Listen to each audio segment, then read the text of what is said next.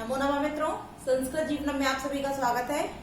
तो हम लोग अपनी संधि प्रकरण का अध्ययन कर रहे थे व्याकरण वाली कक्षा में, जिसके अंतर्गत हमारी जो अच संधि है, अच संधि के जो सूत्र हैं उनका अध्ययन चल रहा है। तो अच संधि में भी जो हमारी है पररूप संधि का अध्ययन चल रहा है। तो हम लोग पररूप संधि जो हमारी है उसको देखते हैं। तो कल की कक्षा में हम लोगों ने जो हमारा सकंधवादिषु पररूपम वाच्यम इत्यादि सूत्र थे, वार्तिक थे, उन सभी का अध्ययन कर लिया था, जिसमें अचोअंत्यादि टी सकंधवादिषु पररूपम वाच्यम और जो कि एक वार्तिक समझ में नहीं आता उसको भी क्लियर करा दिया था। तो आज की कक्षा में, क्योंकि कल हम लोगों ने ओमांगोष्ठ जो हमारा सूत्र था, इस सूत्र के अर्थ को जान लिया था और इसके जो उदाहरण थे इनकी सिद्धि को अर्थात यह दोनों सिद्धि रह गई थी, अर्थात इनकी जो उदाहरण है उनको समझने में रह गया था। तो जो भी मित्र हमारे लाइव आ चुके हैं सभी लोग वीडियो की लिंक को शेयर कर दीजिए। और आप सभी से मैं कहना चाहूंगी कि आप लोग प्रतिदिन लाइव आया कीजिए। यदि आप लोग किसी भी कक्षा को छोड़ते हैं तो उसमें हो सकता है कि आपके बहुत सारे महत्वपूर्ण क्वेश्चन रह जाएं।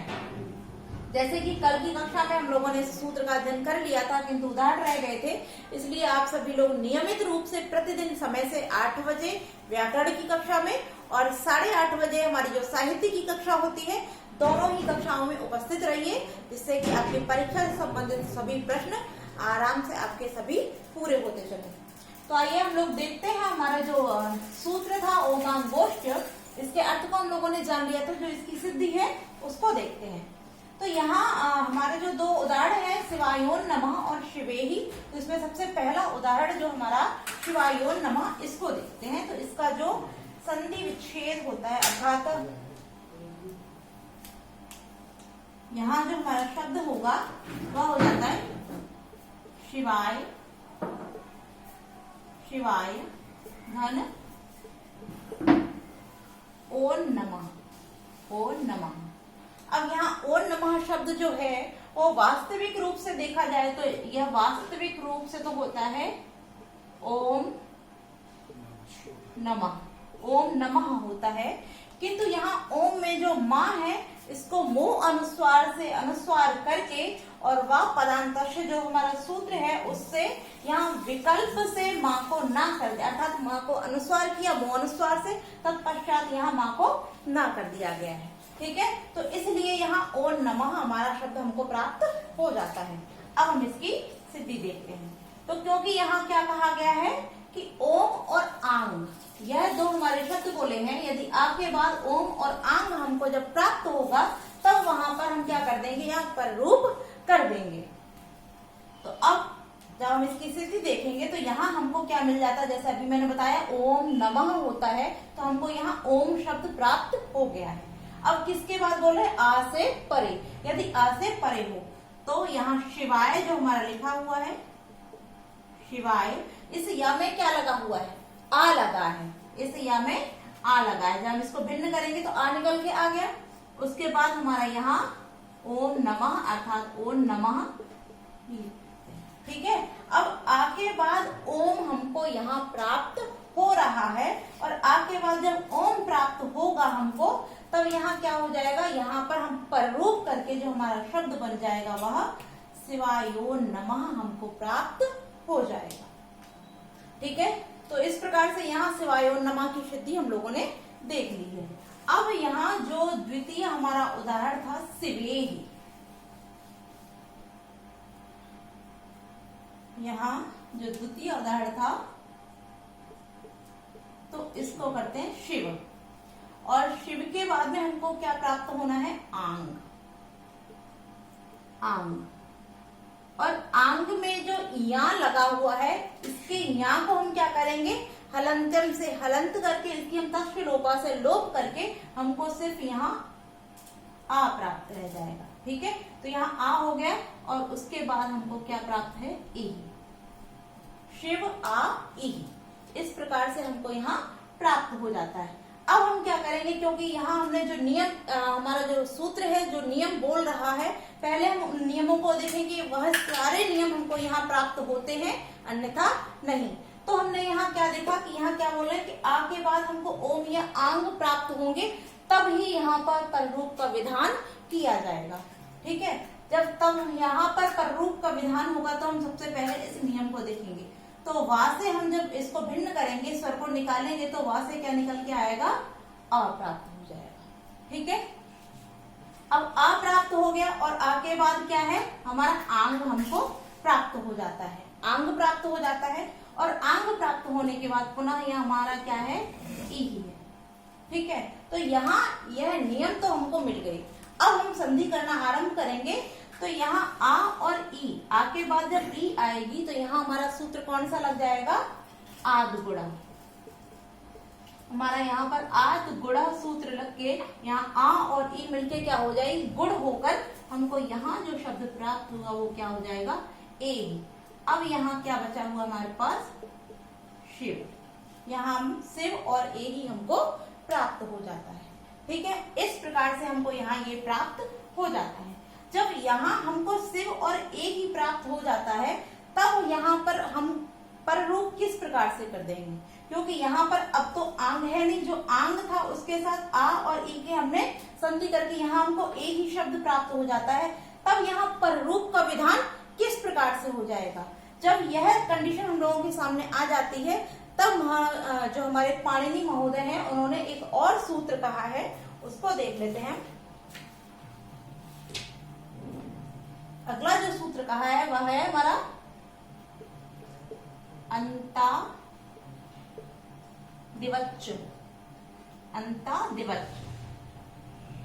अंतादिवच् यह सूत्र कहा।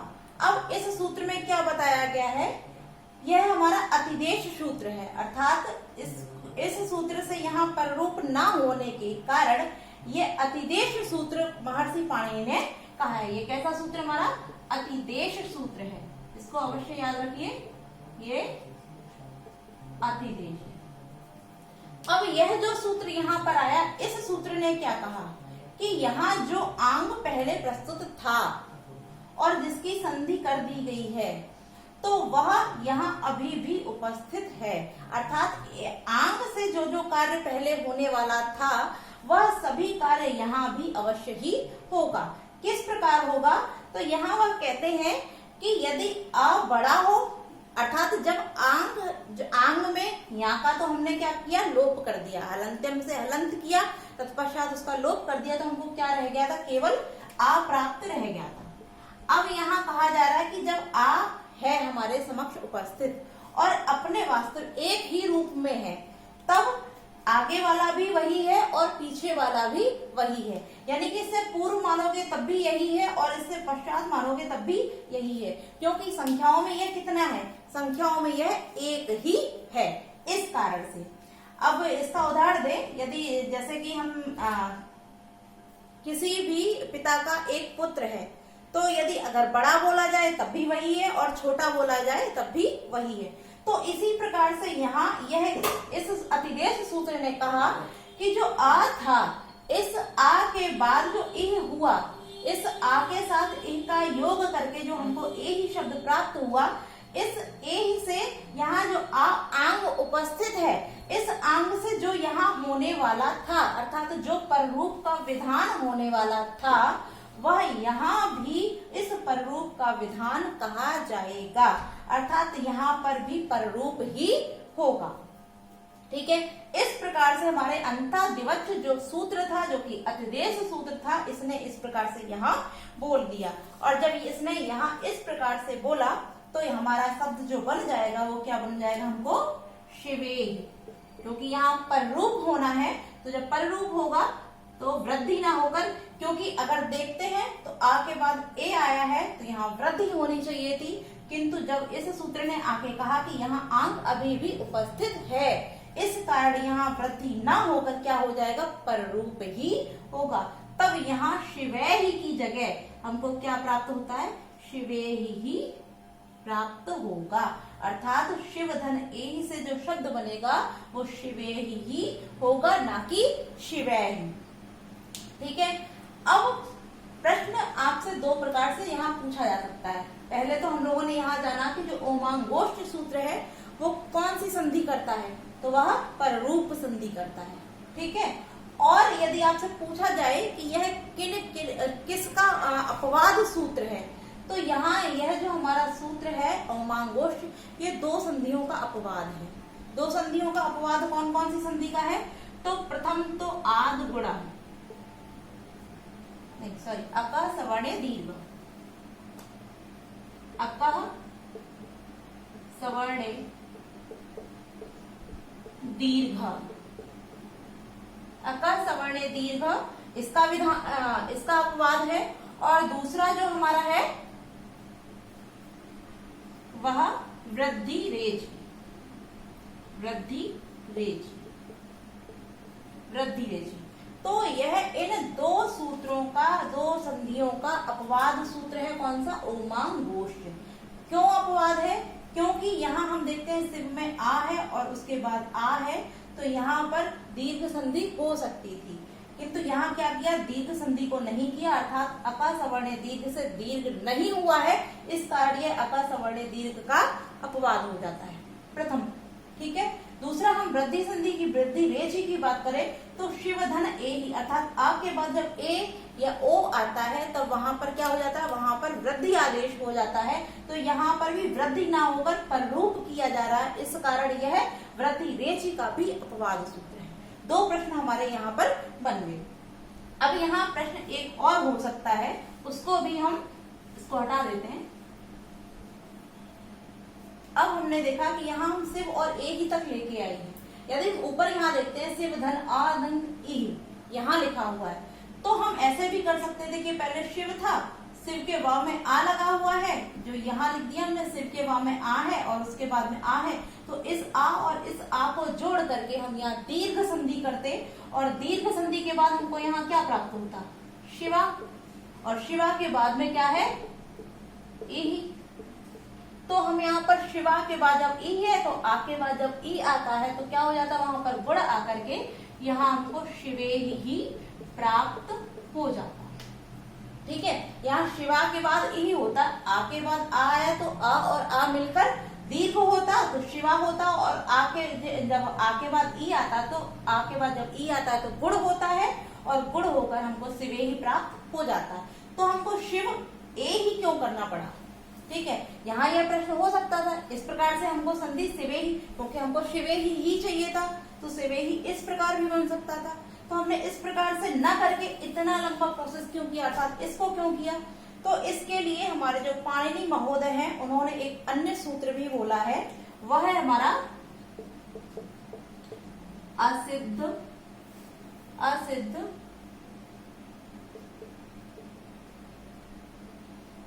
वहिरंगम अंतरंगे, असिद्ध वहिरंगम अंतरंगे। यह सूत्र बोलकर हमारे पाणिनि महोदय ने कहा है कि वहिरंग और अंतरंग, अर्थात यहाँ दो शब्द दिए हैं, वहिरंग और अंतरंग, इन दोनों में जो आवश्यक होगा सबसे पहले, अर्थात वहिरंग का मतलब होता है कि जिसको कुछ समय के लिए टाला जा सके, किंतु अंतरंग जिसको टाला नहीं जा सकता है, अर्थात इसको समझाने की भाषा में बोले तो इसको हम बोल सकते हैं आपातकाल। ये देखिए, अंतरंग क्या है? आपातकाल की स्थिति, जिसको हम अन्य समय के लिए टाल नहीं सकते हैं।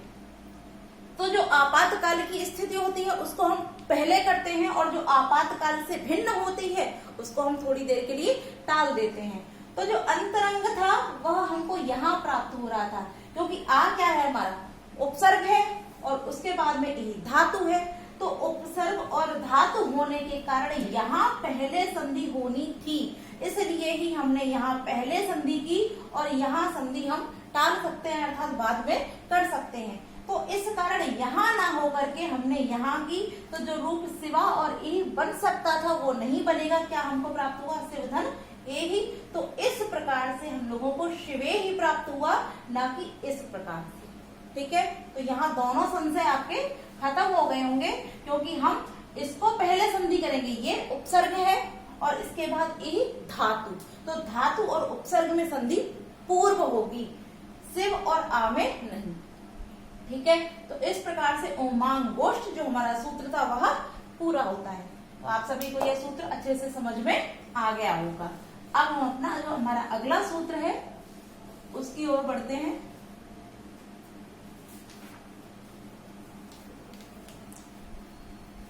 अगला हमारा सूत्र है अकः सवर्णे दीर्घ। अकः सवर्णे दीर्घ। अब इस सूत्र को हम जानते हैं। सबसे पहले तो यही जानते हैं कि यह सूत्र क्या करता है। तो यह जो हमारा सूत्र है यह विधान करता है, और विधान करने के कारण यह विधि सूत्र है। विधि सूत्र, ठीक है। अब हम देखते हैं यह सूत्र हमारा कहता क्या है। तो यहाँ कहा गया अकः। अकः, अकः से तात्पर्य है यहाँ पर अक प्रत्याहार से। तो अक के बाद, अक के बाद क्या आए? सवर्णी। सवर्ण अर्थात अक का ही सवर्णी। अब सवर्णी को हम कैसे जानते हैं? तो सवर्णी को जानने के लिए हम क्या करते हैं? इनके उच्चारण स्थानों को देखते हैं।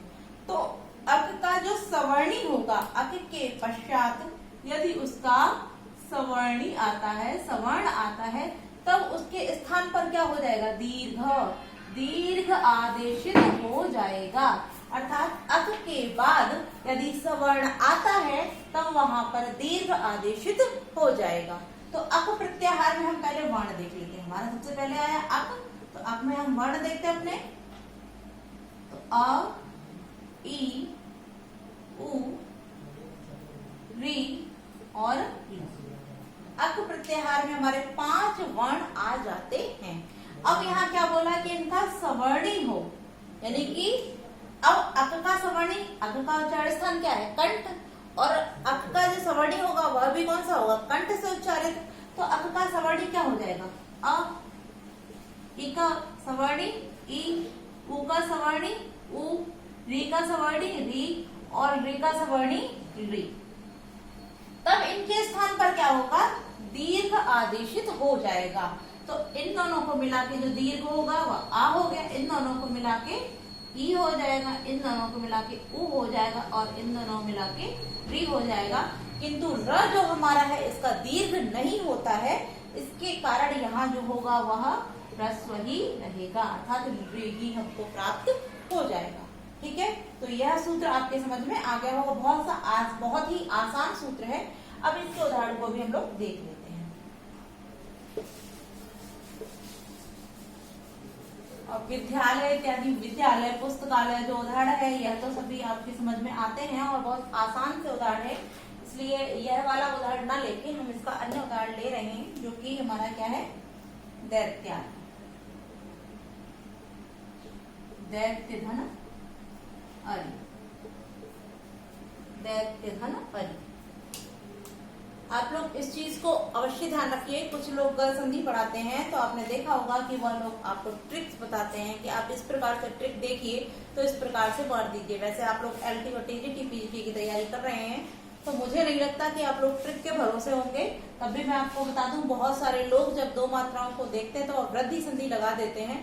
इस कारण मैं आपको सचेत कर रही हूँ क्योंकि यहाँ पर भी दैत्य में हमको क्या दो मात्राएं मिलती हैं, तो आप इस प्रकार से यहाँ पर ट्रिक मत यूज कीजिए, अपना थोड़ा सा दिमाग यूज करके यहाँ जो वास्तविक संधि है उसको देख लीजिए। और कुछ लोग यड़ संधि के लिए भी ट्रिक बताते हैं कि यदि आपको किसी भी या वा इत्यादि से पूर्व यदि अर्ध व्यंजन दिखाई दे तब आप यड़ संधि मार दीजिए।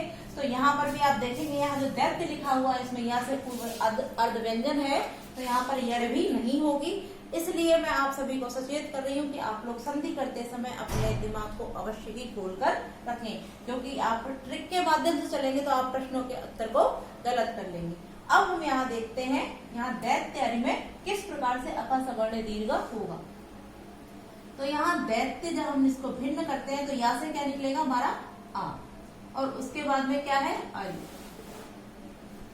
तो अभी हमने क्या बोला कि अक प्रत्याहार के बाद यदि उसका सवर्णी आएगा तब वहां पर दीर्घ हो जाएगा। अब दीर्घ हो जाएगा तो हमने यहाँ क्या देखा कि जो अक प्रत्याहार था उसका हमको यहाँ वर्ण मिल गया है।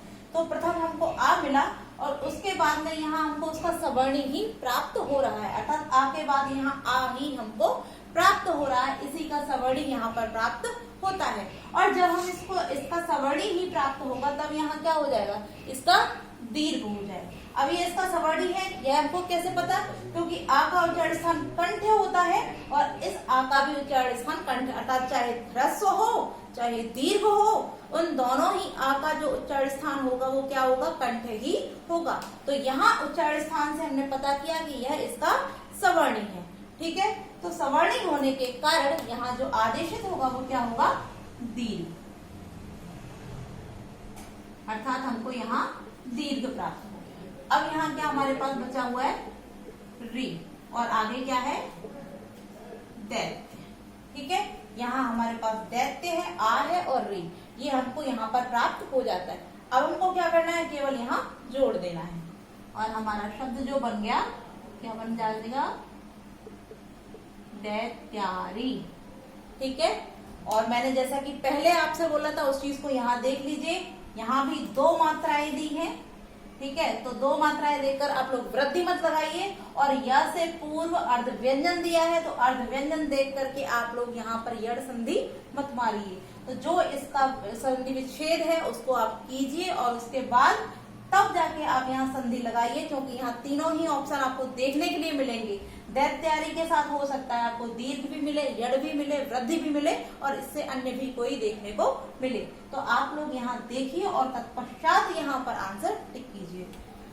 अब यहाँ एक प्रश्न हम आपको बता दें कि यहाँ जो दीर्घ संधि का हम अध्ययन कर रहे हैं, अगर आपसे पूछा जाता है, पहले तो हमने जैसे कि अपवाद की बात करें तो यह गुण संधि का अपवाद है, और गुण संधि के साथ साथ यह हमारा वृद्धि संधि का भी अपवाद है।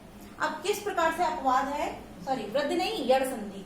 तो यह हमारा गुण संधि और यड़ संधि, इन दोनों ही संधियों का अपवाद सूत्र है अकः सवर्णे दीर्घः। अब किस प्रकार से है? तो गुण में क्या बोला गया है कि आ के बाद, अर्थात आ के बाद यदि कोई भी अच आता है तब वहां पर गुण हो जाएगा। ठीक है, तो क्योंकि अच जो अक है, अक में कौन कौन से वर्ण आते हैं हमारे? आ, ई, उ, री और ऋ। जब आ के बाद आ, ई के बाद ई, उ के बाद उ आ रहा है, तब यहाँ पर सवर्णी, अर्थात आ के बाद जब आ जाएगा, आ के बाद जब आ गया तो यहाँ पर गुण नहीं हुई, क्या हुई है? दीर्घ स्वर संधि, अकः सवर्णे दीर्घ से दीर्घ स्वर संधि हुई है, इस कारण यह गुण संधि का अपवाद हो जाता है। अब यड़ का किस प्रकार से है? तो यड़ में बोला गया है कि इक के बाद यदि कोई अच आता है तब वहां पर यड़ संधि हो जाती है। तो जब ई के बाद हमने ई किया तब भी यहाँ पर क्या हो रहा है? क्योंकि ई एक में क्या जाए? ई, उ, री, ऋ, ये आते हैं। जब ई के बाद ई आ जाएगा तब भी यहाँ दीर्घ हो रहा है, यड़ नहीं हो रहा।